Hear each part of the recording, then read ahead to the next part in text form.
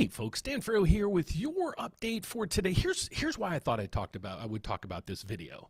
We see the markets, they're all over the map. One day we have the Dow Jones, like Monday, that's down 900 points. Then we have Tuesday, it was up 1,000 points. Then we have the next day, it's up another 1,000 points. So we're trying to figure out is what in the heck's going on behind the scenes. So what I want to talk to you guys about today is I want to put a lot of this into context. I do have a good degree in economics. That doesn't make me an expert at any of this. So you guys, if you would chime in down here, but I want to explain to you guys kind of what's happening or what my thoughts are in regards to stocks, bonds, real estate, interest rates, cryptocurrencies, and the works. Check out, please comment down below as you board and let me know where you're coming from. But here's what we're going to talk about in today's video. Let's get over to the nuts and bolts of this thing. Okay, so here's where mortgage rates are. I'm just going to go through my caption and kind of what I do each day when we go through this report. So right now we got mortgage rates.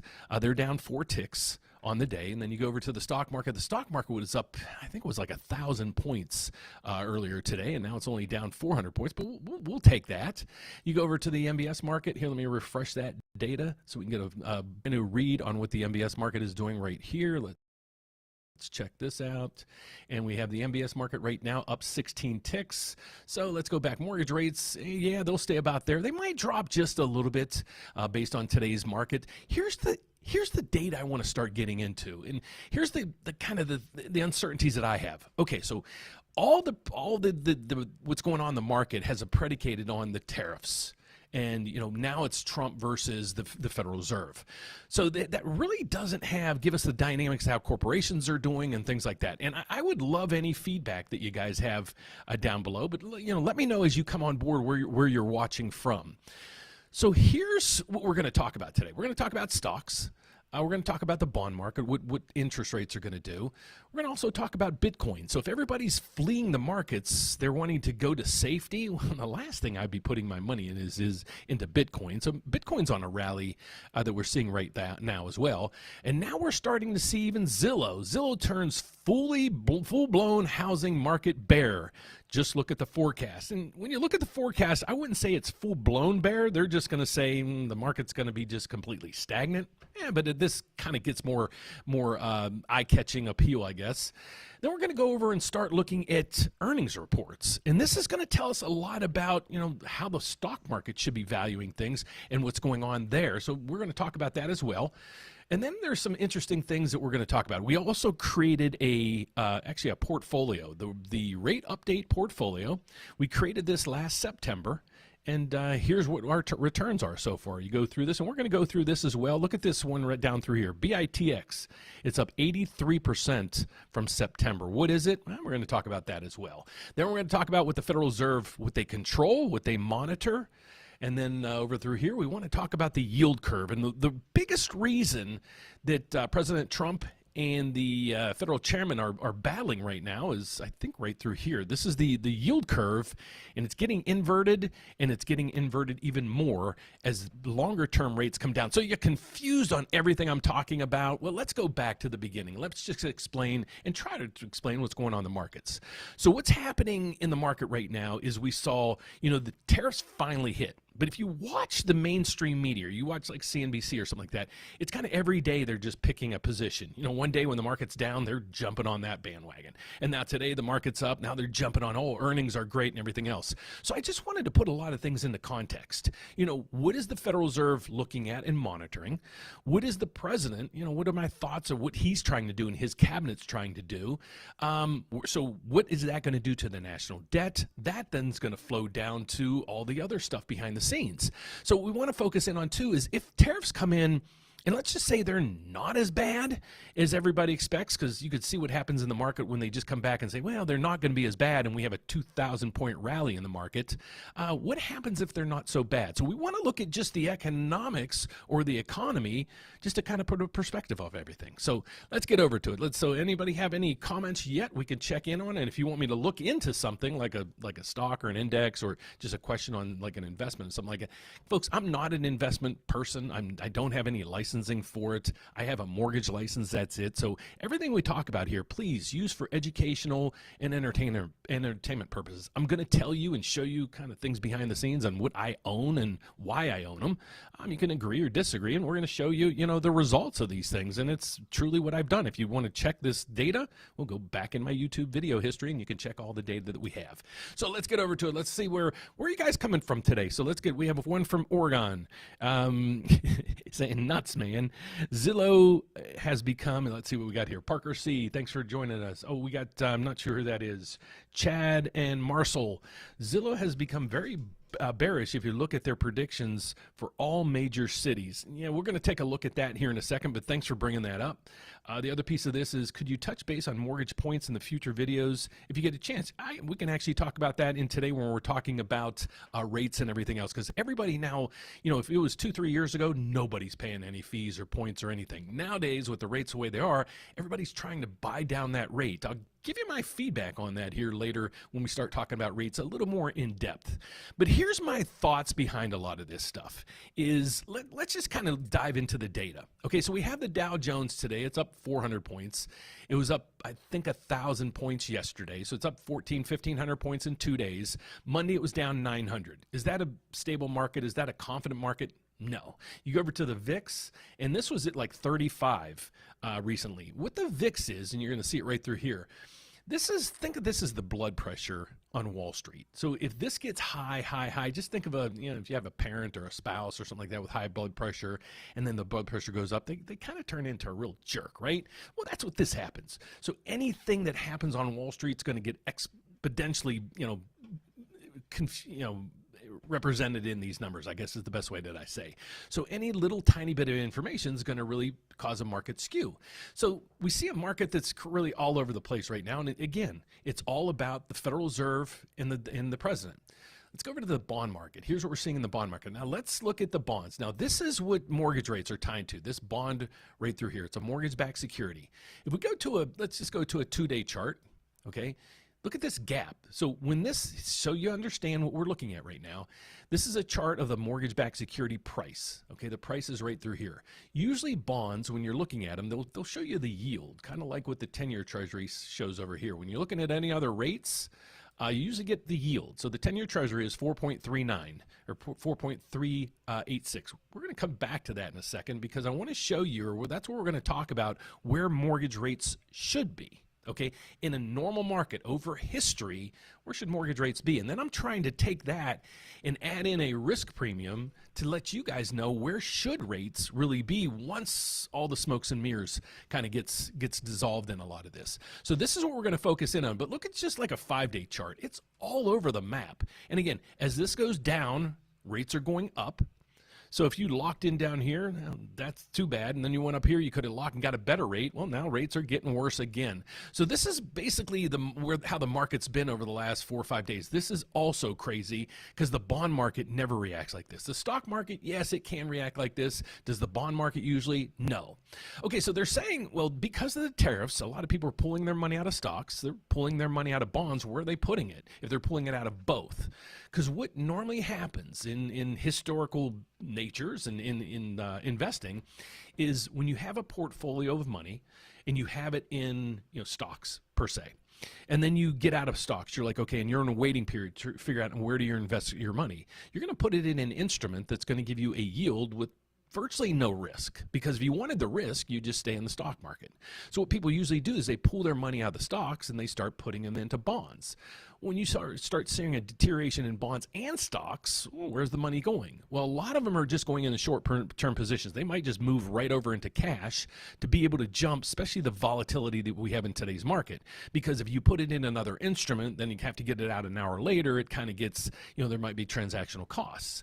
So that's what we're seeing in the bond market right now. There's array everywhere there. But here's the difficult thing. Here's what Bitcoin's doing. So if you want to move your money out of a risky asset like stocks and you want to move it into something, of less risk, well, you're sure is not going to pick Bitcoin. Okay, so why is Bitcoin now rallying? So are people, a lot of countries, let's think of it this way, and I'll start doing my research on this. Let's say a lot of countries start to sell the dollar. because they're pissed off the United States and they want to get retaliation. So they might go in and say, okay, we're going to put our in some other investment. There's really no bond funds out there that we really like right now. So what other instrument can we put it into? Well, again, they could put it into Bitcoin, but it's surely not a safe haven. So why is more and more money going into this risky asset? I do own it. I am going to show you a position. That's actually the position we are up 86% in 6 months. I'll show you that in our portfolio. So we go over to the next thing. The Zillow turns negative. Well, yeah, but let's go down through it. Okay, once again, Zillow has downgraded a 12-month forecast for national prices. On Wednesday, Zillow economists published their updated forecast model projecting that the U.S. housing market will fall 1.7%. Okay, so that's what they're predicting. Before it was they were going to go up 2%. Okay, so is it huge volatility there? No, and I'm starting to see all these videos. Once again, the market's going to get worse than 2008, and they continue to use that 2008 analogy on the housing crash, but you got to know your history, folks. So go back and figure out why 2008 happened, and you'll understand it's not even close to being the same situation that we're in right now. So the housing market's going to be, even I can tell you on here, the purchase contracts coming in right now, usually we are swamped. They're trickling in. Okay, they're trickling in. A lot of people are reaching out to us for refinances because back about a year and a half ago, interest rates hit about 8.2, and now people are being able to reprieve that even when rates are in high sixes. They're still able to refinance and save some money. So we'll go over some techniques on how you can do that as well. So the last thing we want to look at is here's the earnings report, and this is mostly, I think 25% of the S&P 500 companies are actually reporting this week.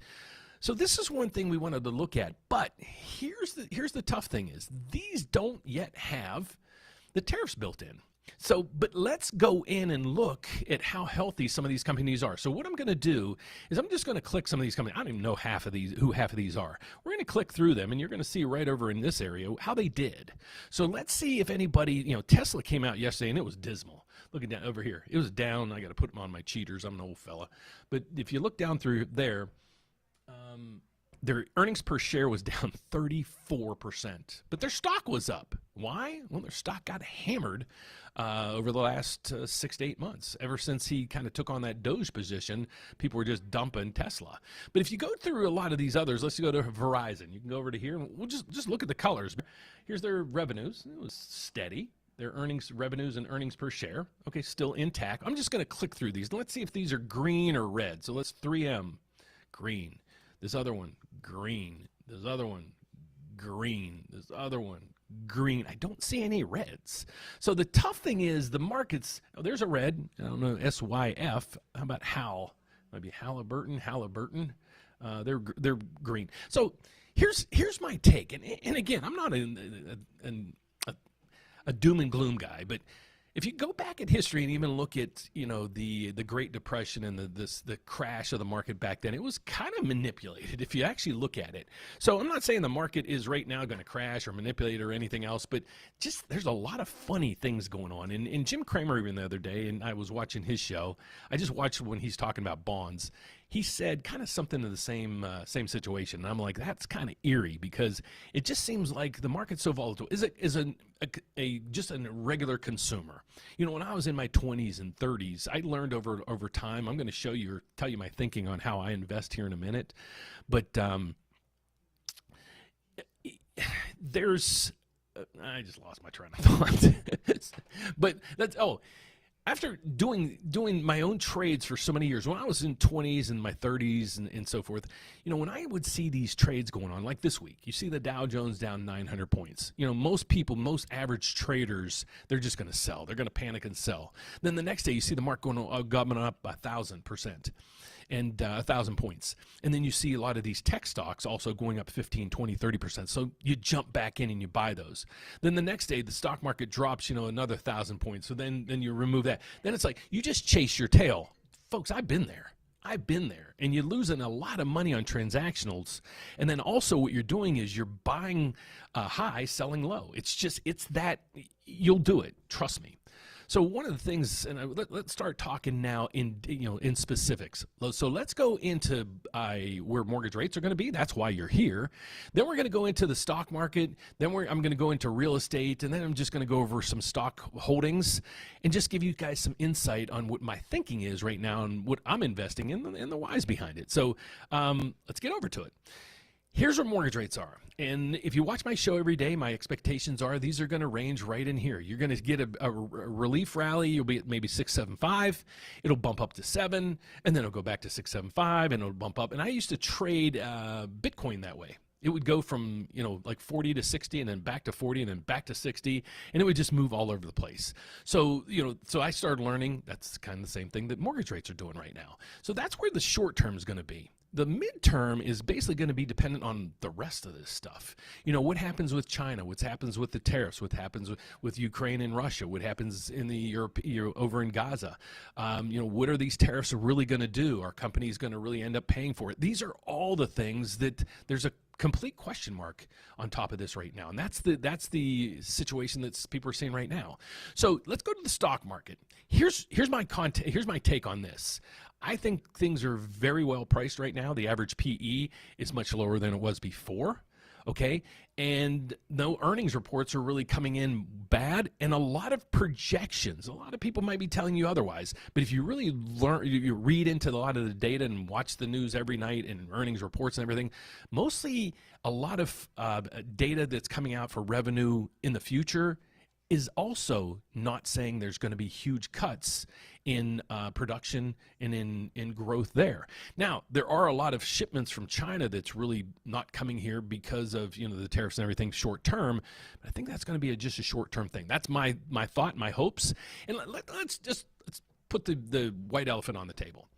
President Trump. He's got an ego. Okay, we all know that. He's not going to want to go down as the president where the stock market crashed, real estate crashed. He's a real estate guy. Is he going to let real estate crash? Okay. He's a crypto guy now too. Is he going to let crypto crash? Okay. So if you have his mindset, do you want to be known for any bad news or any market corrections or crashes? No. Okay, so he's got a very good cabinet, I think, in place, and you guys might disagree with me. If I had a company, a lot of these people would be in play, or if I could get them, I'd put a lot of these people in place. No, it's not the average government people you think of, but you got to run this as a business, and that's just my take on it, because we're funding this thing with our taxpayer money, so we should have some say in this. So how they do it, that's who everybody votes in, but that's my take on the cabinet and the presidential situation right now, and that's kind of what I'll say about the presidency. All right, so we go over to the bond market. Here's what I'm going to talk about mortgage rates. So if we go over to this, right through, I did a chat GPT. Where'd it go? Right, oh man. It's in here somewhere, folks. Right through here. So here's what I want to explain to everybody where mortgage rates should be. Okay, so if you're going to fast forward anywhere on this video, if you're watching it at another time, where are mortgage rates going to be? Here's what history is telling us. Okay, so here's over the past 50 years, the average interest rate spread between the 10-year U.S. Treasury and mortgage-backed securities, the MBS, on the 30-year fixed is 1.5, and over a long term, it's 1.7%. So what this is telling us, over history, mortgage rates would be this. You take the 10-year Treasury, let's go over to this. We got the 10-year Treasury right through here, okay? So where that is. We're going to add 1.7 to that. What does that give you? 6.09. That's where mortgage rates should historically be, even on the slightly higher side, because the average is 1.5, and lately it's been 1.7. This should be 6. Okay? Where are they? 6.9. So we're about 100 basis points over where rates should be. Okay, so here's the conflict. So if you want to highlight another section of this, the conflict between the Federal Reserve and President Trump is right here. And I'm going to explain it to you and the ramifications of a lot of these things. So do I approve with kind of both of what they're doing? I do. I hate to say it. But here's what we're looking at. Okay, so let's get over to here. Here is the yield curve. You hear about the yield curve, what is it, so forth. So basically it's this. Short-term government bonds are over in this column, okay? And long-term bonds are over in here, Okay, so what happens is, just think of it, if you want to invest your money. If you want to invest your money for a week, if somebody pays you 1 or 2%, you're like, sweet. Okay, but if you want to tie up your money for 5 years, you're like, okay, I want 5, 6, 7%. So the longer the duration of time you want your money tied up, the higher the yield or rate of return you want. Well, here's what the problem is right now. The Federal Reserve, they control, we'll just say they kind of manipulate, or they have influence on the front end of this yield curve. So again, this is short-term rates and long-term rates. How this curve should look, well, let's go back in time. Let's go back to 10, and just see where they look. That's what it should look like. You have short-term rates here, and as the time duration goes longer, you have higher rates.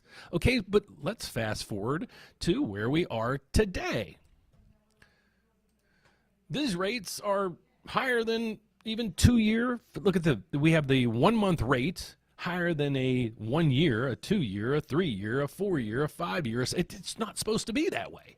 So what President Trump is saying is, well, the 10-year Treasury is controlling the back end, and me and my cabinet and Secretary of Treasury Bessent and everybody, we're trying our darndest to bring this down. But Powell, if you don't do anything with this, well, we're going to have a flattened yield curve, and that's not how it's supposed to be, and that screws up everything. Okay, so what he's asking or trying to implement is, you need, Mr. Powell, or Federal Chair President, you need to bring down your short-term rates. Well, Powell then is coming back and saying, well, Mr. President, here's the rate that we control. This is the 4.25. This is the federal funds rate, the only instrument the Federal Reserve controls. Okay, and you have inflation. This is the inflation number that the Federal Reserve watches. This is the economy at a glance. The PCE is their number one inflation measure they watch. Okay, so this number should kind of be equal. Okay, so it's the inflation rate, the federal funds rate should be basically the same as the inflation rate. Okay, so if inflation's at 2.5, well, let's say it's at 3.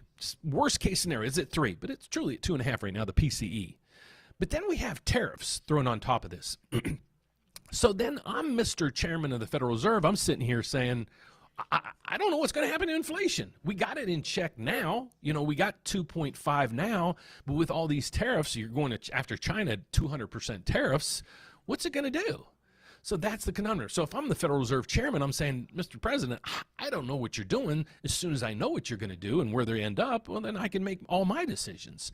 So I hate saying I'm on both of their sides. Should Powell reduce the rates? Well, yeah, because they're way overinflated, and you can see that again from the yield curve. They should be basically flat. So that's where we are. So until the Federal Reserve lowers the short end of the yield curve, it's going to be a mess out there. And this is what's causing a lot of conflicts. And when you see this as an investment, if you see this bond, this yield curve actually flatten and the yields go way down here, bank stocks, financial stocks are a great investment to make because they make spreads on the money from here. They lend short term and they charge you long term. So as these spreads get bigger, their profit margins get bigger. Just the food for thought on that one. So that's the take on that. So if you guys have any questions, please jump in. I'd love to have you join in and ask any questions that you have. So we'll keep going. We have what's this? We got the MBS charts. So, okay, we'll go back to the MBS thing. So here's what we talk about. They average 1.7 over the long term, higher than the 10-year Treasury. Why is there a spread exist? Well, credit risk. Treasuries are considered risk-free. Mortgages carry a default. Prepayment risk. If a homeowner refinances their mortgage, well, that part of the MBS or that part of that bond portfolio gets paid off. Liquidating, structuring different debts. Okay, that's another area. The spreads, visual aids. So there's all kind of reasons for this, but right now it's just right here. The risk spread. It's the markets don't know what to do. They're like, are these tariffs going to be way inflationary or are they not? Okay, so that's the take that I have on so far on interest rates, mortgage rates, the stock market. Let's get over to the stock market, what we're thinking there. So let's get over to our portfolio, and if you guys have any questions on this, let me know. But we created a portfolio right September of last year. And what I did is so many people would leave down in the description, Dan, I have no money. Woe was me. I'm broke. I don't know what to do or whatever. So my thought was, maybe we can just ramp up our education because the schools aren't doing it, the colleges aren't doing it. I want to just teach you the basics of this stuff. Okay, so what we're going to talk about right now is just stocks briefly. And my channel, we talk about real estate. So if you want to find out anything on real estate, if you're looking to build, you're looking to buy or refinance, please reach out to me. You can go to our website, therateupdate.com. You can email me personally at dan@therateupdate.com. But here's a stock portfolio that I just want to go over with you guys. If you have, the first thing in basically life is you need to get on a budget. Okay, so the number one thing we're going to start talking about on Stock Talk is getting on a budget. Okay, what I also want you to do is get out of debt. Especially, we'll have different debt. You're probably most likely always going to have a car payment. I even have one myself. Credit cards, we want to eliminate those. Okay, student loan debt, that's just a necessary evil. You know my take on that, and no disrespect to anybody. I don't think student loan debt should be forgiven. I paid my tuitions. I paid all 3 of my children's tuitions, and I just think if you elect to take that path, then you have to, hopefully you put in the effort to get that degree. And then that effort and all that hard work is paying off for you at the end, getting that job that you were on your path to take. So that's my take on that. So let's get over to stocks right now. Here's my thinking. We just went over how the financial reports on many of these companies through here. We could just keep clicking and seeing, is it red or green? It doesn't look like any companies are really crashing right now. All right. You also look at things like, what the Federal Reserve looks like, the PCE that we just spoke about, but the unemployment rate's 4.2. Everybody keeps saying, well, if these tariffs are as bad as we think, they could go to 5. Well, if they're not, it can go down from here. So if is a big word. So if they're going to do this, maybe they won't. Okay. Then we have GDP, gross domestic production. How much is the economy actually producing? And this is positive. It was a 2.4. People are saying it might go down to 1.7, but it still looks like a healthy economy. Well, now you're going from, people are saying there's a recession, then the thing's going to be a stagflation and all these other things. But you have this as the numbers. And the reason why I'm talking about this, I want to show you the economics or the financials of the economy right now, other than if you just pick, basically a channel that you want to pick. If you look at the numbers recently, the unemployment numbers are coming in really nice. We have earnings reports and even forecasts that continue to come in okay. We have a jobs market that added 250,000 new jobs the last reading. We're going to have a new unemployment rate new least unemployment data coming out this week to see how the jobs numbers look like. So if that's not being decimated, maybe just, we're just in a normal pattern period where we can just move on. Maybe the market doesn't have to go up 30, 40, 50%. Maybe the stock market could go up on average 7, 8% like it did in history. Home prices go up 4 or 5%. You never got rich on your house. If you stayed there 20 years and paid it off, you'd have some cash there, but you really never, got a ton of money in your home. It does create wealth generationally, and that's what a lot of people do. Even in the stock market, I still think things are very price value is there, depending on it. But you have to do your research. So let's scroll back to this portfolio that we're talking about. So here's the portfolio that we have, and I just want to go through these. Last week, or about a week and a half ago, we added a position, and this is steel. Okay, and why did I do steel? Well, this is a steel ETF. So the first thing you might be asking me is, Dan, what is an ETF? Well, an ETF is actually a basket of stocks in this sector. Okay, this sector is in regards to steel. So if you wanted to invest in steel, what we did is we went through a whole analysis and we used AI and dug down to what is the best steel investment in this market. And this is what it gave us. So right now, let's go back to our portfolio. We're going to click this portfolio in the rate update, and we created this thing. And I think I can even go back and show you when it was created. So let's just go back. This is Berkshire Hathaway. I just want to show you when we bought these things, if it tells us. Let's see. I know it does tell me in here somewhere, if we can find that. So let's see. Open, close, positions, holdings. Let's go to our holdings. So this one we bought, let's see if it'll tell us all these when we bought.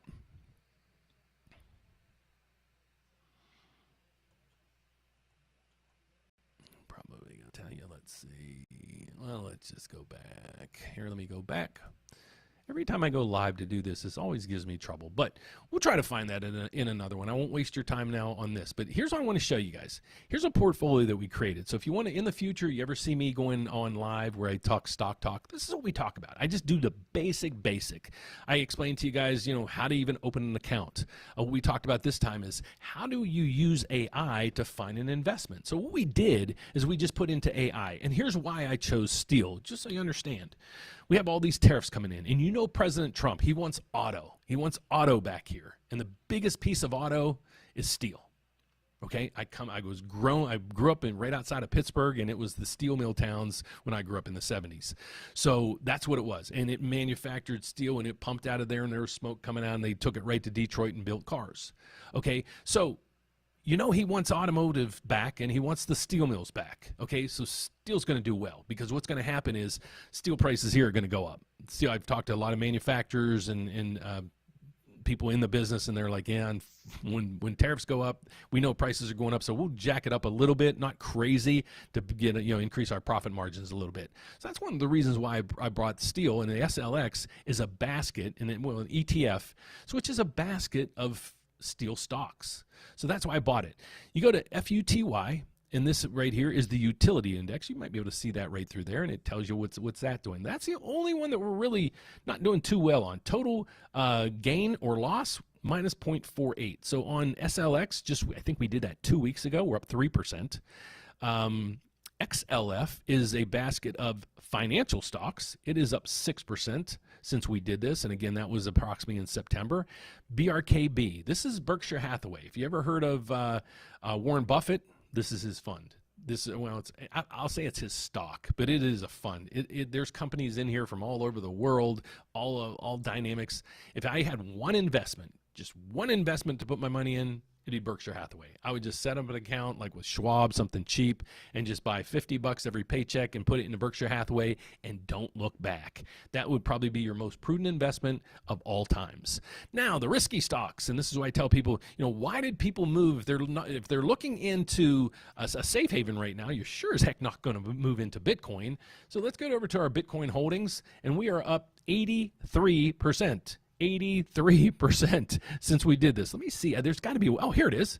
We bought on 9/9 of 2024. We bought one share at $24.01, and it is currently total cost. I don't know. It's not giving us the total cost of what it is today. Last price, $44.30. So we did very well on that trade. We can go back through here too, so I can show you that. 9/9. See, 9/9. I wasn't lying to you.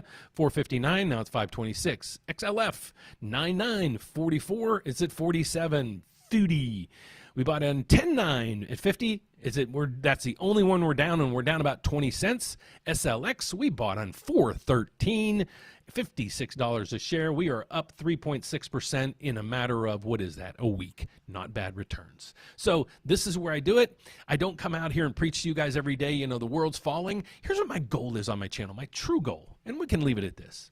I want you guys to be educated on this stuff. You see a lot of channels where people are saying, oh, the market's going to crash or real estate's going to crash and all that. But what are you learning? Okay, the stock market's going to crash. Okay, how do you capitalize on that? The housing market's going to crash. Well, it hasn't, and I don't think it's going to, but what's in it for you? So what I try to help you on this channel do is learn this stuff, and then hope you realize, or you get to the point where, maybe you're looking to build, buy, or refinance a home, and that's where I come into play. Okay, so my name is Dan Frio. Here's my website. I'll just show you what my website is. Our slogan here is one application, one credit pool. We're going to shop your loan to over 30 different lenders, because I'm actually a federally licensed mortgage loan officer, but the bank I work at is actually set up with 33 other lenders, and that's the reason why I joined them. They asked me to come on board and help them grow, so I did. So we're a federally chartered bank, so I'm licensed all 50 states as well as Puerto Rico, but the unique thing is we have 33 lenders basically that we're working with. So by going to therateupdate.com, putting in an application, you'll be working with me, with our bank, and all 33 other lenders. So think 34 lenders you're going to work with from one website, one application, one credit pool. So let's see if you have any other questions for me. But if you were looking at real estate at all, please visit me down through here. There's a lot of YouTube videos right through here as well. So if you're a homeowner right now and you're looking for me to track your interest rate, well, click the Rate Watch tool. You're going to click in there. Folks, we don't sell your data. I promise you. You're going to fill in this information right through here. What you're going to do is tell me what kind of mortgage you have, what the loan amount is, and what rate you're at. What rate do you want to refinance? And when it gets there, I'll call you. Here's how I do this. It's pretty simple. You plug in your information in this, it goes into an Excel spreadsheet on my laptop, and I work on it every day. So if your number hits, I'll be calling you that day. We don't sell it. I don't even upload your data to another site because I don't want that data to be stolen. So that's what we do with your information. But you can find out a bunch of other videos down through here. If you're a first-time home buyer, check out that. It gives you all the steps of buying that first house. If you're a disabled vet, please check out this program. I'd love to be able to assist you with your loan. And then there's a whole bunch of other information down through here. But if you'd like to reach me personally, you can do that at emailing me at dan@therateupdate.com. That'll do it for today, folks, unless you guys have some questions for me. So let's see if Parker's on here. This is literally free game. So not sure what you're talking about, bud, but hopefully you find some value in these channels. I apologize when I come on. I'm not probably the most smoothest person bringing this video or bringing right into the stream, but I hope every time you watch, you learn something. And that's my goal. Hopefully you learned, what stocks are doing today. Maybe you didn't know how the inverted yield curve, how this all works, and maybe why President Trump's pissed off at the federal chairman. It's because he wants the yield curve back to normal. Once these tariffs actually get signed and resolved, what's actually going to happen to the stock market and bond rates actually when we get real solid concrete information? So that's what we're watching for. So if you're out there maybe looking to build, buy, or refinance, here's what I'm going to tell you or give you this advice. If you're looking to build, please reach out to the builder's lender. They're probably going to give you the best offer in town. If you'd like me to take a review of it, just email it to me. I'd love to review that and let you know, okay, here's your options that you would have, but in most cases, you're in good situation. If you're looking to buy a house, well, get prepared. We can get you pre-qualified all the way to basically all we need from you is to get a house under contract, appraisal, and title, and we're ready to close. And we're going to scan. Again, we're going to research and monitor rates from 33 different lenders. Now, the refinancing piece gets a little challenging. Where that comes in is you have to be ready because you could see, let's refresh this market and see what it's doing today. It's still down 4 ticks, but the market was up 67 points at the beginning of the day. Now it closed, where did we close at for the day? Let's see over here, the day. So it was positive for the day, but let's look at what happened. If you go through here, here's the bond market for today alone.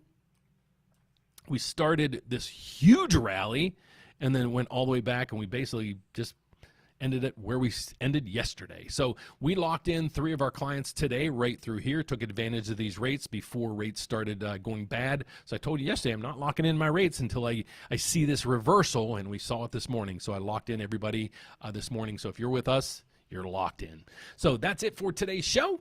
I will be back at the closing bell to let you know how all this mess ends for today and maybe give you a little more context of what happened in the economic calendar and what we're expecting for the rest of the week. So thanks for watching, guys. God bless. Have a fantastic afternoon. Hope you learned something, and I'll see you here at the closing bell.